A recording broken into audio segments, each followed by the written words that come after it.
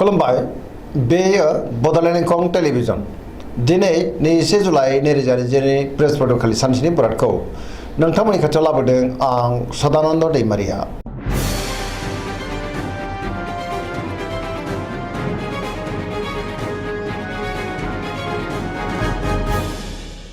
सिगां फरायनो लादों मेष राशि गिबि हांखो अ ल। दिनैनि साना मोजां आरो गाज्रिनि गेजेरजों बाबेरलांगोन। गोबां दुखु जारला सहायनांनोबो हागौ। गोसोआव जिंगाया बांगोन।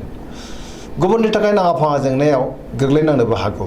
गोसोखौ दिनै जोबोर गुलुं गुजुं मोनगोन। मावनो लानाय खामानिखौ मावफुंनो हागोन। देहाया बारा मोजां थानाय नङा।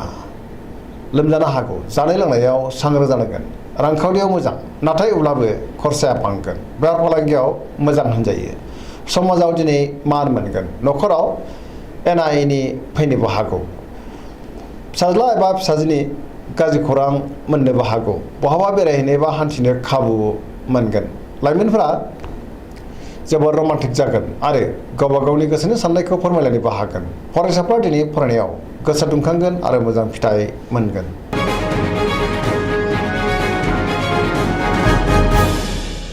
वृष राशि गिबि हांखो इ उ ब।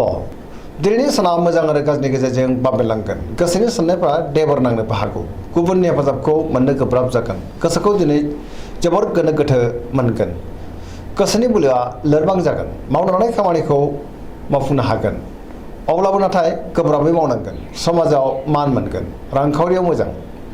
मोननो गोनांफोरखौबो दिनै मोननो हागोन। बेफार फालांगियाव मोजां मुलाम्फा मोनगोन। आयाबो बांगोन। बहाबा थाङोब्ला मोजां। न'खराव बिसि फिसायनि गेजेराव एना एनि फैनोबो हागौ। देहाया दिनै बारा मोजां थानाय नङा। जानाय लोंनायाव सांग्रां जानांगोन। सेंग्रा सिख्लाफ्रा जोबोर रमान्टिक जागोन आरो गावबा गावनि गोसोनि साननायखौ फोरमायलायनोबो हागोन। बहानिफ्रायबा हरखाबै गाज्रि खौरांबो फैनो हागौ। फरायसाफ्रा दिनै फरायनायाव गोसो दुंखांगोन आरो मोजां फिथाइ मोनगोन। अब्लाबो नाथाय नेगेटिभ एनार्जिनि गोहोमबो गोग्लैनो हागौ। सांग्रां जानांगोन।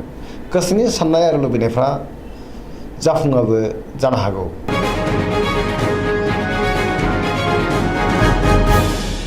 मिथुन राशि गिबि हांखो क स। दिनैनि साना बारा मोजां नङा। गोसोआव नेगेटिभ साननाय फैगोन। नेगेटिभ एनार्जिनि गोहोमबो गोग्लैनो हागौ। गोसोखौ दिनै जोबोर आला खाला मोनगोन। जेरावबो देरहासार जानो गोब्राब जागोन। मावनो लानाय खामानिखौ मावफुंनो गोब्राब जागोन। रांखावरियाव मोजां नाथाय अब्लाबो खरसायाबो बांगोन। बेफार फालांगियाव मोजां होनजायो। न'खराव अननानै फैगोन। समाजावबो मान मोननो हागोन। मावनो लानाय खामानियाव माबा मोनसे हेंथा फैनोबो हागौ। गुबुननि हेफाजाबखौ लानांगोन। बहाबा थाङोब्ला दिनै मोजाङैनो हान्थिनो हागोन।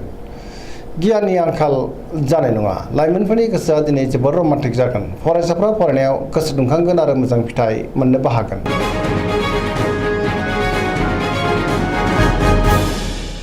कर्कट राशि गिबि हांखो ड ह। दिनैनि साना जोबोर मोजां। गुबुननि हेफाजाब मोनगोन। गोसोखौ जोबोर गोजोननाय मोनगोन। मावनो लानाय खामानिखौबो थि समावनो मावफुंनो हागोन। रांखावरियाव जोबोर मोजां। बेफार फालांगियावबो जोबोर मोजां मुलाम्फा मोनगोन। मोननो गोनांखौ दिनै मोननो हागोन। देहाया मोजाङै थागोन। गुबुननि हेफाजाबखौबो मोनगोन। गुबुनजों मान होजागोन। न'खराव बिसि फिसायनि गेजेराव अननानै फैगोन। गोसोनि साननायफ्रा जाफुंगोन। समाजावबो मान मोननो हागोन। लाइमोनफोरनि गोसोआ दिनै जोबोर खुसि जागोन। पजिटिभ एनार्जिनि गोहोमबो गोग्लैगोन।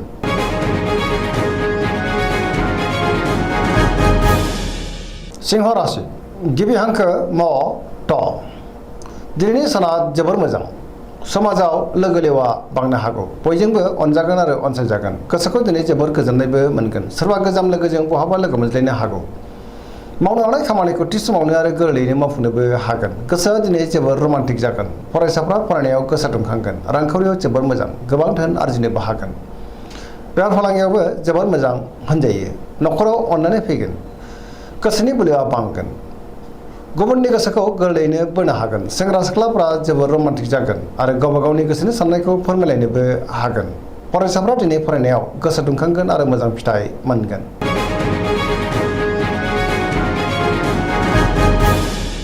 कन्या राशि गिबि हांखो प ट। दिनैनि साना बारा मोजां नङा। सोरनिबा सायाव गोबां रागा जोंफ्लांनो हागौ। गोसोखौ हमथानाया गाहाम। रांखावरियाव मोजां।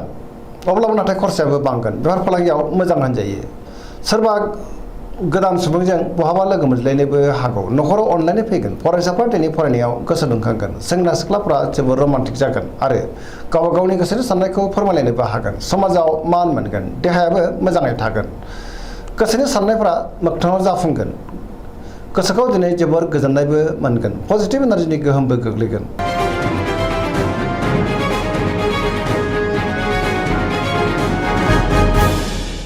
तुला राशि गिबि हांखो र ट दिनैनि साना जोबोर मोजां बहाबा दावबायनो एबा हान्थिनो खाबु मोननो हागौ गोसोखौ दिनै जोबोर गोजोननाय मोनगोन गोसोनि बोलोआ बांगोन गोसोनि साननायखौ गुबुननो फोरमायनोबो हागोन मावनो लानाय खामानिखौ मावफुंनो हागोन देहाया दिनै मोजाङै थागोन गोबां मोजां खाबु फैनोबो हागौ न'खराव बिसि फिसायनि गेजेराव अननानै फैगोन बिदा फंबायजों मोजां सोमोन्दो थागोन समाजावबो मान मोननो हागोन बेफार फालांगियावबो दिनै जोबोर मोजां मुलाम्फा मोननो हागोन लिरनाय फरायनायाव आखा फाखा जागोन फरायसाफ्रा दिनै फरायनायाव गोसो दुंखांगोन गोसोनि साननायफ्रा मोगथाङाव जाफुंगोन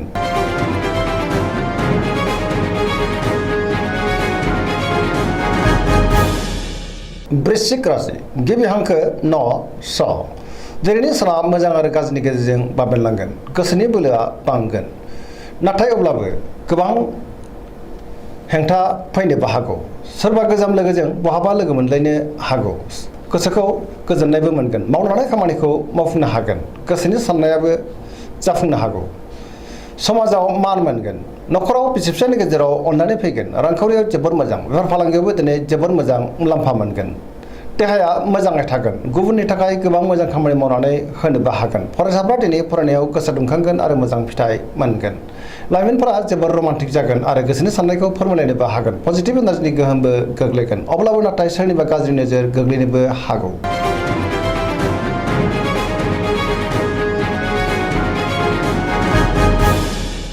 धनु राशि गिबि हांखो ढ फ भ दिनैनि साना जोबोर मोजां गुबुननि हेफाजाबखौ मोननो हागोन गोसोआव पजिटिभ साननाय फैगोन पजिटिभ एनार्जिनि गोहोमबो गोग्लैगोन सोरजोंबा बाख्नायजानो हागौ गोसोनि साननाया जाफुंगोन धोरोमारि बिथिङाव दिनै गोसो दुंखांगोन मावनो लानाय खामानिखौबो थि समावनो आरो गोरलैयैनो मावफुंनोबो हागोन रांखावरियाव दिनै जोबोर मोजां नाथाय अब्लाबो खरसायाबो बांगोन बेफार फालांगियाव जोबोर मोजां देहाया मोजाङै थागोन न'खराव बिसि फिसायनि गेजेराव अननानै फैगोन बिमा बिफानि अननाय आरिफोरखौ मोननो हागोन गुबुना खहा खालामनो नाजागोन सांग्रां जानाया गाहाम लाइमोनफोरनि गोसोआ दिनै जोबोर आला खालाबो जानो हागौ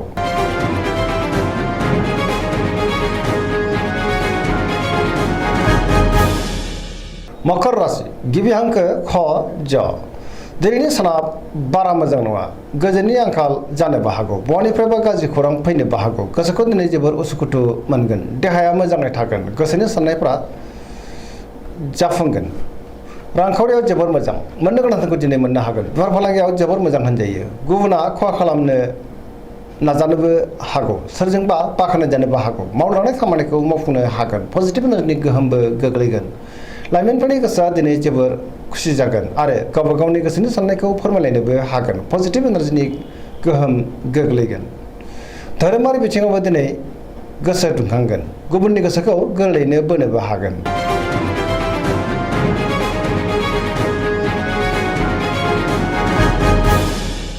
कुम्भ राशि गिबि हांखो ग स दिनैनि साना जोबोर मोजां गोसोनि बोलोआ बांगोन सोरजोंबा बाख्नायजानोबो हागौ गोसोखौ जोबोर गोजोननाय मोनगोन मावनो हानाय खामानिखौ थि समावनो आरो गोरलैयैनो मावफुंनो हागोन बहानिफ्रायबा मोजां खौरां फैनो हागौ समाजाव मान मोनगोन रांखावरियाव दिनै जोबोर मोजां गोबां धोन आरजिनोबो हागोन बेफार फालांगियाव दिनै जोबोर मोजां मुलाम्फा मोनगोन देहाया मोजाङै थागोन न'खराव दिनै बिसि फिसायनि गेजेराव अनलायनाय फैगोन बिदा फंबायजों मोजां सोमोन्दो थागोन गोसोनि साननायफ्रा जाफुंगोन सेंग्रा सिख्लाफ्रा जोबोर रमान्टिक जागोन आरो गावबा गावनि गोसोनि साननायखौ फोरमायलायनोबो हागोन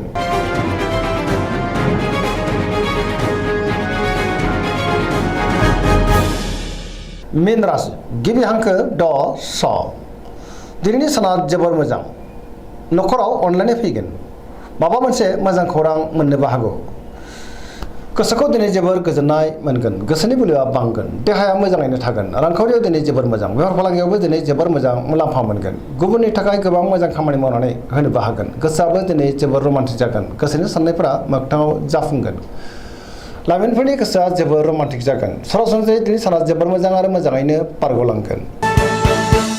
दिनैनि राशि फरायनाया एसेनोसै। जोबनायाव बेखौनो खावलायो जाहाथे नोंथांमोना सानफ्रामबो जोंनि बे बड'लेण्ड इंखं टेलिभिजनखौ नायबाय थायो आरो साबस्क्राइब खालामो, लोगोसे लाइक खालामो आरो शेयार खालामो।